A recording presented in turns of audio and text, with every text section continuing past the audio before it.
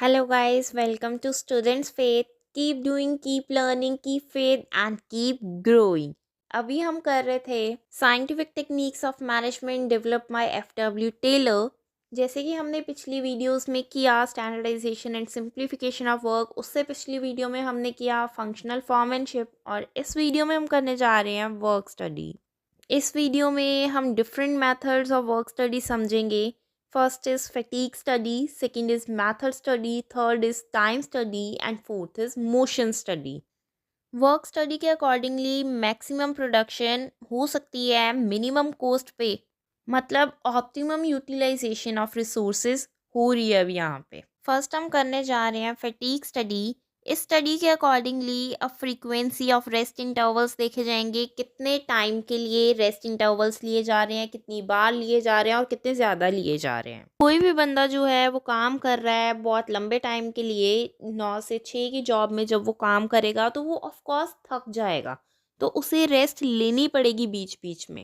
और इस केस में टेलर सजेस्ट करते हैं जो भी रेस्ट का पीरियड है या फिर फ्रीक्वेंसी है, किसी भी बंदे की विश के अकॉर्डिंगली या मैनेजर के एक्सपीरियंस के अकॉर्डिंगली डिसाइड नहीं होने चाहिए। ये साइंटिफिक अप्रोच लेके फटीग स्टडी करने के बाद रेस्ट इंटरवल्स डिसाइड होने चाहिए। फटीग स्टडी के अकॉर्डिंगली टेलर सजेस्ट करते हैं कोई भी एवरेज वर्कर है वो काम कर रहा है, जब भी वो काम कर रहा है उसको ऑब्जर्व किया जाए, नोट डाउन किया जाए कितने टाइम पीरियड के बाद वो बंदा जो है वो टायर्ड होना शुरू हो जाता है, उसका एफिशिएंसी लेवल जो है वो कब कम होना शुरू हो जाता है और कब उस बंदे को ब्रेक लेनी चाहिए। फॉर एग्ज़ाम्पल, अगर किसी भी ऑर्गेनाइजेशन में 3 शिफ्ट्स में काम हो रहा है तो एक बंदा जो है फर्स्ट और थर्ड शिफ्ट में काम कर सकता है, सेकंड शिफ्ट में उसको ब्रेक मिलनी चाहिए।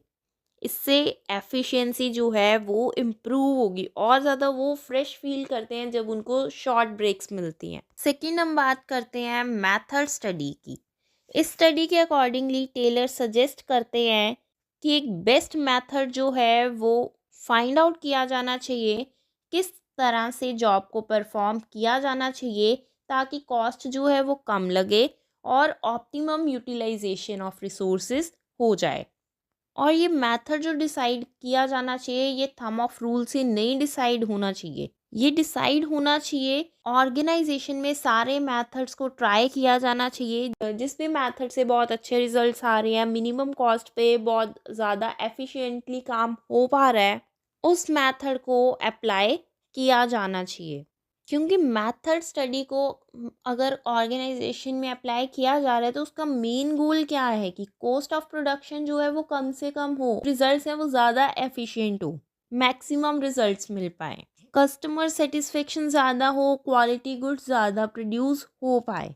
अब अगर किसी भी ऑर्गेनाइजेशन में शूज़ की प्रोडक्शन की जा रही है तो अब शूज़ की प्रोडक्शन जो है वो लेबर इंटेंसिव भी हो सकती है, मशीन इंटेंसिव भी हो सकती है। अब हमें देखना है कि कॉस्ट कटिंग किस मेथड से हो रही है, उसके लिए ऑर्गेनाइजेशन में दोनों ही मेथड्स को अप्लाई करना चाहिए। देखना चाहिए कौन से वाले रिसोर्सेज में हमें कितना खर्चा आ रहा है, कितना टाइम लग रहा है, और दूसरे वाले में हमें कितना खर्चा आ रहा है, कितना टाइम लग रहा है, और दोनों ही मेथड से हमारा जो प्रॉफिट जनरेट हो रहा है वो किस लेवल का हो पा रहा है। ये सारी स्टडी होने के बाद मेथड अप्लाई किया जाना चाहिए ऑर्गेनाइजेशन में। थर्ड हम करने जा रहे हैं टाइम स्टडी। टेलर सजेस्ट करते हैं कि किसी भी जॉब को परफॉर्म करने में कितना टाइम लग रहा है ये इंट्यूशन से या रूल ऑफ थंब से डिसाइड नहीं होना चाहिए, जबकि एक टाइम स्टडी की जानी चाहिए ऑर्गेनाइजेशन में कि साइंटिफिकली स्टैंडर्ड टाइम कितना चाहिए किसी भी टारगेट को, किसी भी काम को कंप्लीट करने में।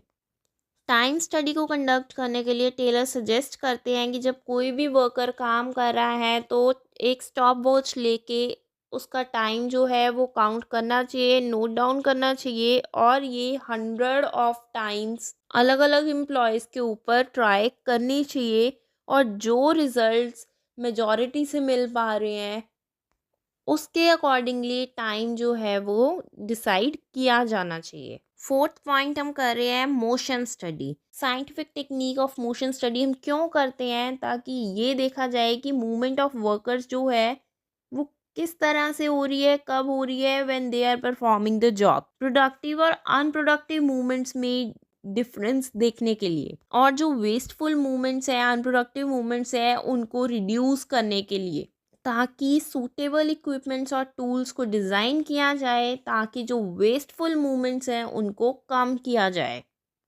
इसके लिए भी टेलर सजेस्ट करते हैं कि जो एक एवरेज वर्कर है उसको ऑब्जर्व करना चाहिए जब वो भी काम कर रहा है, और सारे मूवमेंट्स को नोट डाउन करना चाहिए, और इसको भी 100 टाइम्स रिपीट करना चाहिए अलग अलग वर्कर्स पे, कि कितनी बार वो अपनी प्लेस से उठ रहे हैं, कितनी बार वो बेंड हो रहे हैं, जो नहीं होना चाहिए या फिर होना चाहिए। सारे मूवमेंट्स को नोट डाउन करने के बाद क्लासीफाई करना चाहिए प्रोडक्टिव कौन से, अनप्रोडक्टिव कौन से, और जो अनप्रोडक्टिव हैं उनको कम करने के लिए कोशिश करनी चाहिए। फॉर एग्जाम्पल, अगर एवरेज वर्कर को ऑब्जर्व किया जा रहा है और उस वर्कर को बार बार टूल्स लेने के लिए झुकना पड़ रहा है, तो वो मूवमेंट में भी कुछ सेकंड्स का टाइम जो है, कुछ मिनट्स का टाइम जो है वो एक्स्ट्रा लगेगा। उसे बार बार झुकना पड़ रहा है, एक बार नहीं, दो बार नहीं, उसे बार बार, जितनी बार उसने उठाना है फिर उसने रखना है, फिर उठाएगा फिर रखेगा। तो इस वजह से वो टूल्स के पास में रख देने चाहिए, या फिर कोई स्टूल रख देना चाहिए जिसके ऊपर टूल्स रखे हों, ताकि उसको टूल्स पिक करने में आसानी हो। बिजनेस स्टडीज़ की और भी वीडियोस देखने के लिए इस चैनल को सब्सक्राइब ज़रूर करना।